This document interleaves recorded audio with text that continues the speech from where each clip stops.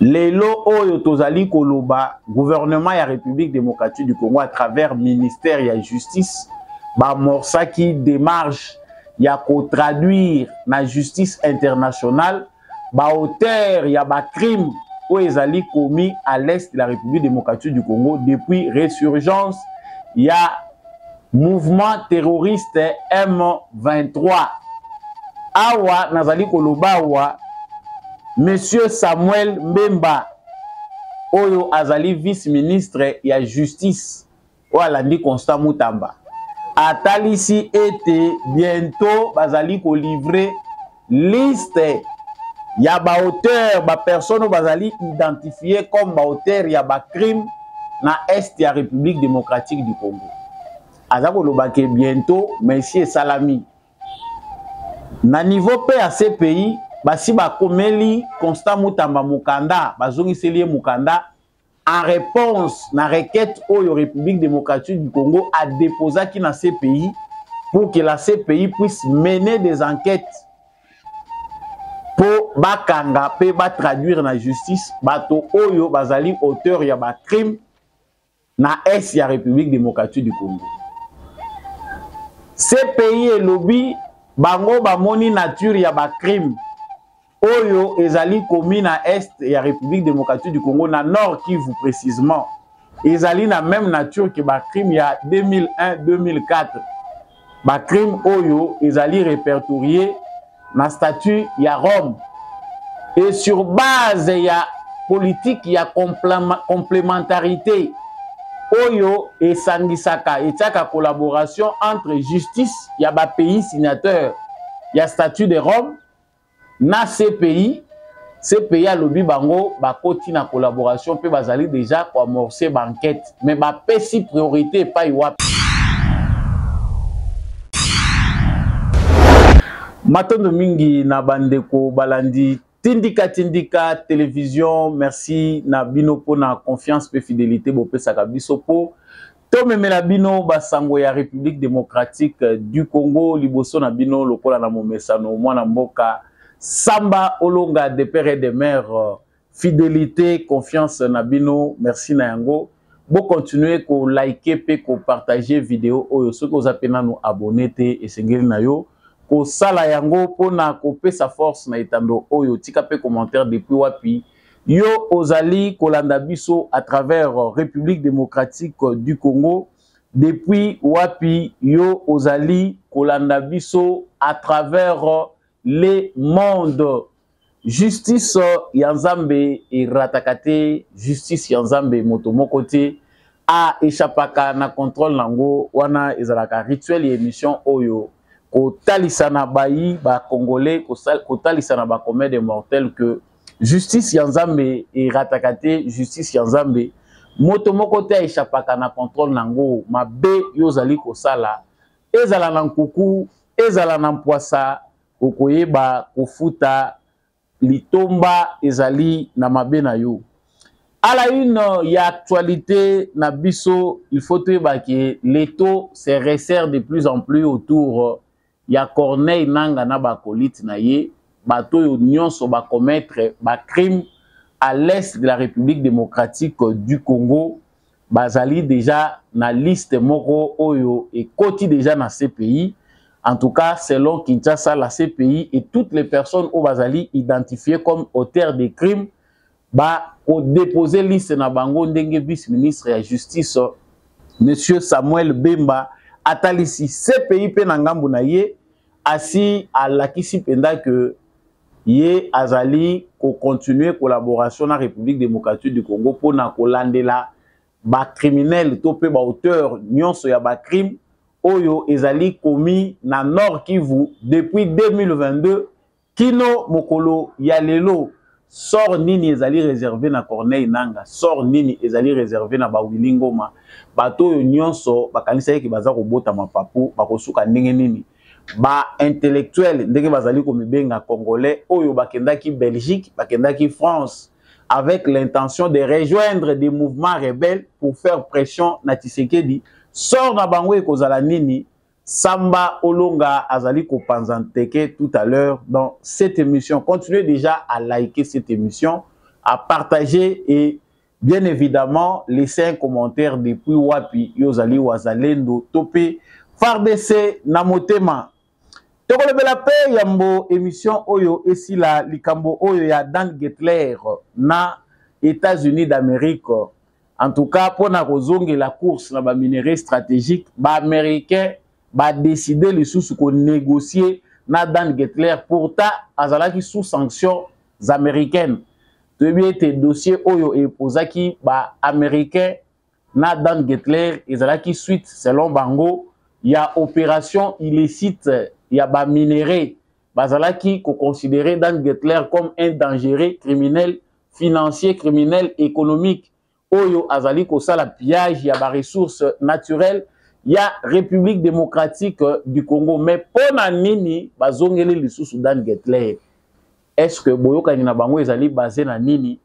Samba Olonga azali ko fongo la vérité po ete biso pe miso ezala ya ko fongwama kozala égoïste te soki okoti déjà na kati émission oyo boyebi ndenge to salaka. Partager émission oyo na voisin, tia yango na ba groupe WhatsApp, tia yango na Facebook, ko bossa na ko liker yango te topé ko tikela biso commentaire soki ezali possible depuis wapi yo ozali kolanda mwana mboka Samba Olonga na République démocratique du Congo depuis wapi yo ozali kolanda biso à travers le monde.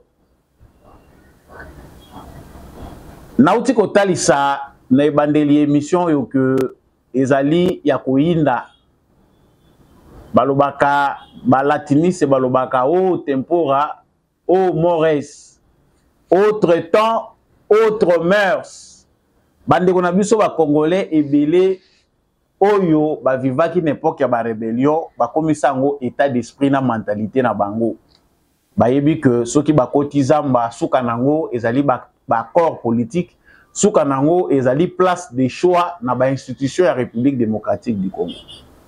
Lelo oyo tozali koloba gouvernement ya République démocratique du Congo à travers ministère ya justice ba morsaki démarche ya ko traduire na justice internationale ba auteur ya ba crime o ezali commis à l'est de la République démocratique du Congo depuis résurgence ya mouvement terroriste M23.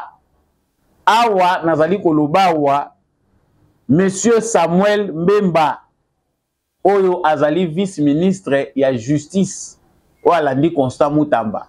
Atalisi ete bientôt bazali ko livrer liste ya ba auteur ba personne bazali identifié comme ba auteur ya ba crime na est ya République démocratique du Congo.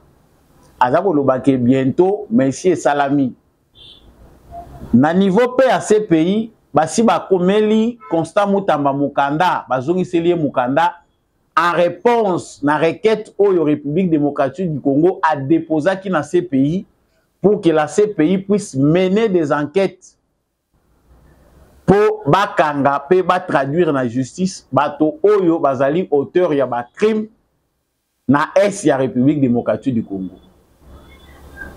Ces pays et lobby bango bamoni nature ya ba crime oyo ezali commis na est ya République démocratique du Congo na nord Kivu précisément ezali na même nature que ba crime ya 2001-2004 ba crime oyo ezali répertorié na statut ya Rome et sur base ya politique ya complémentarité oyo esangisaka etiaka collaboration entre justice ya ba pays signataire ya statut de Rome na CPI a lobby bango bakoti na collaboration pe bazali déjà ko amorcer banquette mais ba pesi priorité pa iwapi priorité na bango ba pesi yango na ba crime oyo salami de 2022 kino lelo 2022 tango M23 azongeli ba activité na ye bango babandi wana kino lelo toyebisaki bandeko na biso que mboko oyo bozali kosakana makambo bino bozali koluka kosala na mentalité ya kala boyebi te tanini tokomi lelo le Félix Tshisekedi oyo bino bozali komona zoba na miso na bino akokomela bino compliqué le pays est en train d'être verrouillé pour que bosenzi oyo to vivre na mboka na biso uta afde la koti oyo eza kolalisa biso supungi te ko violaka ba mama na biso ko torturer bango ko salaka ba crime tangu nyonso po esila il faut qu'il y ait des mesures rigoureuses tout ça la filet ya suka pour que tous les criminels potentiels babima lisusu te na filet wana. Monsieur Corneille Nangaa azali moko ya bato oyo baye ko rejoindre sika baye ko kota pour ceux qui azali mutu moko azali ko comprendre alinga landa conseil ya monsieur Lambert Mende Umalanga, ancien ministre ya communication et médias oyo a travaillé tamulayi na Kabila azape ancien rebelle ya RCD. Kolanda Lambert Mende azali quelque part kosala meya kulupa na ye au soir de la vie. Atalisi que expérience azui maturité a komi nango etalisi que RCD oyo ya participa ki ezalaki te pona intérêt ya Congo na ba congolais. Ezalaki pour l'intérêt ya ba puissances occidentales et étrangères oyo biso toyebi.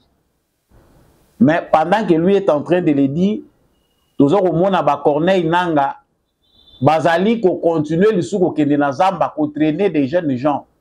Lelo to koloba wa fenêtre to porte baza ko kanga.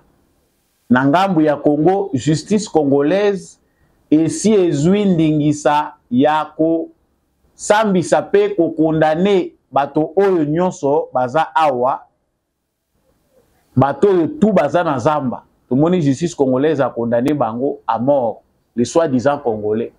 Ba mususu ezali musala ya CPI. CPI peut répertorier à lobby ba crime oyo relevaka lokola génocide, ba holocauste, ba crime oyo nyonso ezaka na dimension moko internationale. Bango nde mutu ba récupéraka yango. Yango na politique ya complémentarité ezali na makambo oyo ba justice ya ba nation oyo esigna na statut de Rome pour na CPI et chargeaka nango te CPI nde azwaka yango.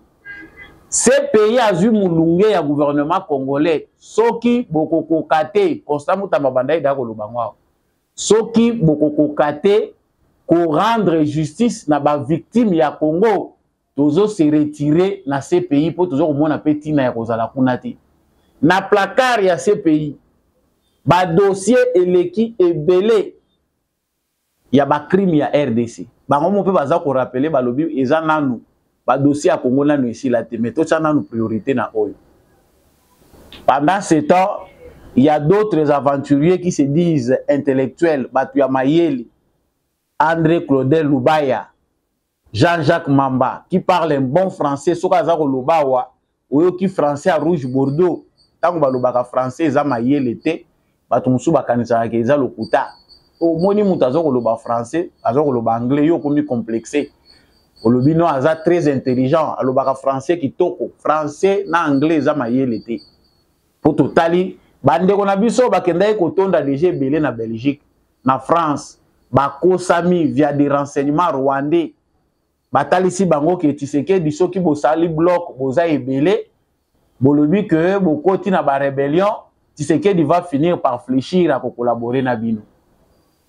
Ils ont confondu les époques pensant que ndenge kaka Kabila tikelaki o Saturne na Yohana parce que mutu atobola filet eza Kabila Joseph filet oyo tata Etienne Tshisekedi asalaka na accord global et inclusif na San City esalaki ba belligérant nyonso oyo ba se retrouver na kitunga moko baza ko gérer mboka awa na politique na bango ya 1+4.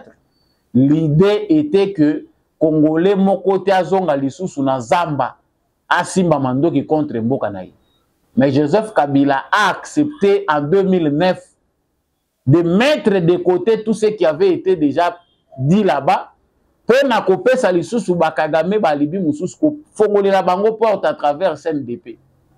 Les accords signés en 2009 ceux qui batangeli ba congolais mususu bazo tira Tshisekedi makele lawa nakanisi ke bakoloba subiloba loba baza kolobati. Donc Kabila a assuré Kotobola ya filé ODG kanga ki ba criminel d'une certaine manière. Mais loko la bongo ya ba congolais zo continuer ko sala ba yebisaki bango ke liboso tozo kende so bozo kanisa ke boko banda kaka ko sala ka politique na mboka ndenge moko vous n'allez pas vous en sortir. Lelo oyo lokola mitu na bango déjà etengama. Pour eux, ce qui compte, ezali survie politique na bango, ezali ba ventre na bango. Gagner la vie signifie ce qui échouer na ba élection, ok kokota zamba, ba lobi non to kolengi Tshisekedi, aza d'ailleurs militaire te biso to yaka na pouvoir, to yaka na ba botte, to yaka na ba arme, to parcourir ba distance ebele, lui ne l'a pas fait, to ko embrouiller ya ko finir par concéder. Ba bosani que même ba pays oyo ezali ko entêter bango, ba pays oyo bazali ko manipuler bango, eza ba pays de droit. Ngonga oyo mulunge koleka bako kangela bino ba porte, bako balukela bino. Awa to koloba il faut que tuna loger Lumbala qui a fait tête contre Félix Tshisekedi de lo azawapi aol senga appui ya gouvernement congolais que naza citoyen congolais qui basa la transfert à kende ko samba na mboka na ye Roger Lumbala wapi na France. Que vous êtes trompé de repères. Lunette Obolata qui kokanisa que ça va se passer comme en 2001-2002, beaucoup de gens vont s'en sortir, beaucoup se retrouver dans ba poste politique, bakoya kozongi sabino awa. Zéro échoué. Awa liste ezali transmise dans ces pays. Koto pe na ngambo ya Congo bakomi RIP. Un retour interdit au pays. Bakomi lio RIP. Ogoleka wapi? Ogosala nini? Qu'est-ce que vous pouvez faire dans la situation où vous êtes? Yango boyoki, Claudel Lubaya a zongi ko critiquer Tshisekedi. Oh non, moi j'ai quitté, j'ai été forcé à l'exil. Nana forcé à l'exil. Au sale le côté, nani a forcé à l'exil. Ngunda ya kimukolo, bako kunda yo na malili. O mesana kite, mais bake ko kunda bino na malili. Pourquoi? Un désordre se situe au niveau ya ba mentalité, na mental ya une catégorie de Congolais baza ko kanisa que lorsque naza ko mimona intelligent et que je ne me retrouve pas au Congo, il faut na lukandeni na ko mema makambo na désordre. Awa to ko lobana bino awa cher Congolais, ezali panangu bate, l'étau se resserre, tous ces gens-là seront arrêtés. Ba oyo ba ko kweya na filet ya Congo, ba ko transférer bango ndenge bakangaki ba collaborateur ananga baza na ndolo. Ba oyo mususu destination na bango ces pays bakende kosila na mindelo ba manipulaka bango kuna. L'air n'est plus aux blagues. Yomoni Kabila abanda ko kanisa ke Tshisekedi eza maseki. Lokola azo maîtriser le côté, nous allons quitter ce qui a osé, nous allons l'embrouiller. Il est aujourd'hui en train ya koyenga yenga. Mutu asuka o atikali ba sacrifier penda officiellement mais biso to ko sacrifier ta ko mikufela yemoko. C'est Joseph Kabila. Parce que moment oyo bato bazana bambongo na ye baza ko luka ndenge nini déjà ko sala pour récupérer cet argent là. Comprendre qui veut ezali penda mutu ya boyoki ba Jean-Jacques Mamba, boyoki ba Jean-Claude Vwemba na ba Franck Diongo ba exilé politique ya kimokolo na France. Beaucoup samaki na ba service de renseignement rwandais que non Ekosimba Tshisekedi c'est pire que Kabila, nous allons travailler pour qu'il parte. Okenda ki poto po bokende ko rejoindre le mouvement rebelle. Allez rapidement bokende na zamba tozana besoin to mona bino na minduki auprès ya nanga bolata kaske ndenge nanga wala. Nzela ya to transport ya kokende Uganda za lisusu. Voyez une mauvaise lecture de la situation. Maintenant, au lieu ya kozwa ba arme kokende ko bunda na zamba po ba ya ko renverser pouvoir à Tshisekedi, ba se retrouver ba opposant na ba réseaux sociaux en train de commenter ce qui se passe dans la politique à la République démocratique du Congo. Na Sony, na Mawa. Pour na kozonge la course na ba minerais stratégique, ba américain ba yokani ba komi ko négocier na Dan Getler. Dan Getler ceux qui biso ba congolais mais to tanga ka ata kombo na yete. Na ba dossier belé sale, on a cité aussi Dan Getler. Félix Tshisekedi a joué qui dossier wana azo travailler na premier mandat na ye pour na koluka ndeni to ko résoudre yango. C'est quelqu'un qui a eu beaucoup de mines acquis de manière illicite. Ba mino ezaki acquise de manière illicite. Azaï ko continuer ko exploiter en mine ya moins de 15 millions 20 millions aux autres lango de milliers ou bien millions de dollars. J'ai le rôle à cadeau baza ko pesa. Mais Félix Tshisekedi tangwaye le rôle la politique na ezali que to créer ba problème te tozana ngo DG Belé. À lobby to ko traiter na Dan Getler pour to revisiter. Le rôle aza mutu azana bambongo asa chaki Belé ao. Tshisekedi amoni aza pe na réseau na ye ya bato baza lokola ye des milliardaires des gens non. Tozo revisiter ba contrat oyo signaka na makambo ba mine na yo. Il faut respecter la loi établie dans Mboka. Si vous êtes d'accord, c'est la façon de vous. Même chose avec les Chinois. Les Américains ont refusé le lobby, l'accord où le gouvernement congolais a signé dans Dan Getler. Et Zayangote, Dan Getler, c'est un criminel économique. Vous n'avez pas le droit de collaborer dans Dan Getler. Mais tala les loyo, bateau yo ba sanctionner qui Dan Getler, ba américain, ba lobby gel ya ba voir na ye na ba bien na ye. Il ne peut pas circuler sur le territoire américain. Va comprendre que as un individu puissant, il faut pas traiter naïe maintenant. Na souci, il y a koya pour na makambo etali ba minerais stratégique, ba moni ke na ba mine au Dan Getler azo travailler yana. Ba zongeli maintenant pour na ko négocier naïe. Allons-y comprendre comment les Américains nous prennent pour des cons. Ba Américains ba ko kanisa ke biso ba Congolais tozali ba sous-hommes. C'est-à-dire vérité, il faut que pas na bango pe bango mutu baza ko imposer am. Soki Tshisekedi alanda ki ba américain, mais le lot to bengani ba chinois sur le sol congolais. Mais qu'est-ce que les Américains ont fait avec Tshisekedi pour na ko réparer préjudice na bango na 5 ans au ya mandat liboso Félix Tshisekedi asali. Pratiquement rien. Tout le monde est là ya malonga te o esalami ko faire avancer makambo. Chers Congolais, ezali une façon pour nabiso ko s'énerver ko tomboka face à la situation oyo ezali ko prévaloir na République démocratique du Congo. Un individu qui traite avec l'État congolais est dangereux pour les Américains. À un moment, azali sous dangereux te ba monique a commis partenaire, il faut pas travailler na yi. La République démocratique du Congo doit bien revoir ses relations avec les États-Unis d'Amérique. Même si Tshisekedi ne le fera pas maintenant, biso il faut se préparer pour tout l'ongwana en prise. Il y a puissance maléfique et kangi biso et développer kambokati. Émission na biso ya mokola lelo et komi penza na suka samba olonga nde mutazaki na présentation comme d'habitude on a ko fongola penante ke bo sosola nini eza ko koma na République démocratique du Congo.